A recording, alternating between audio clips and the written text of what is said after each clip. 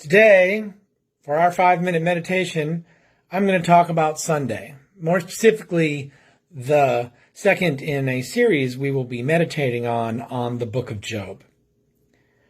I've learned so much already from meditating on the book of Job for this 5-week sermon series. Last week was week 1, and we talked about know your why.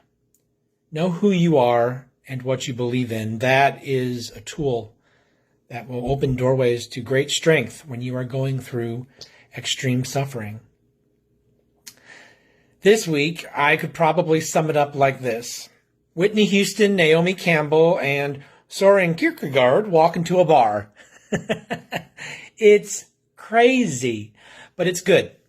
You know, I keep thinking about Whitney Houston's famous line from her song, Greatest Love of All. No matter what they take from me, they can't take away my dignity. And you know, that's Job in the first 2 chapters of the book of Job. And then, you know, Job gets really tired. He seems to get worn down, and his friends show up. And at first, they just kind of sit with him in silence and just be with him in his suffering, which I think is an example of a good thing. But then after 7 days, they decide that they want to fix it. They decide that there has to be a reason, and they got to figure all this out, and they got to push this onto Job while he is in the midst of his suffering.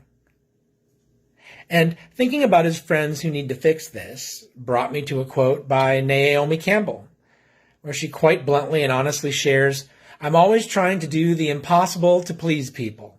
It comes from not being secure in myself and not looking at the things within I have to fix.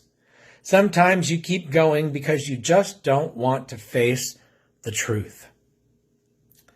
So we're going to be looking at what truths Job's friends don't want to face.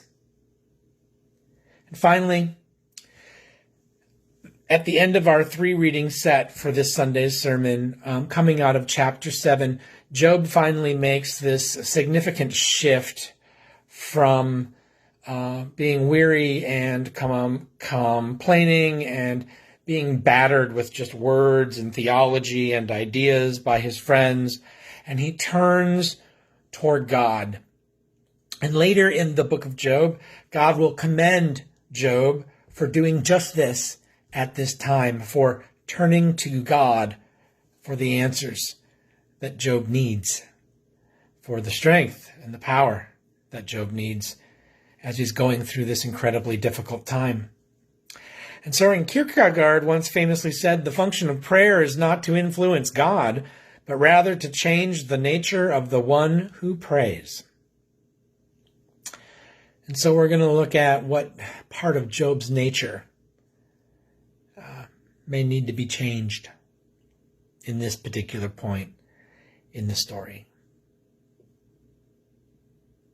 The days are long and life is short, and I miss all of you. Remember that Black lives matter. Tomorrow will come, and together we are the difference. My name's Pastor Rob, and this is our 5-minute meditation for Holy Trinity Community Church.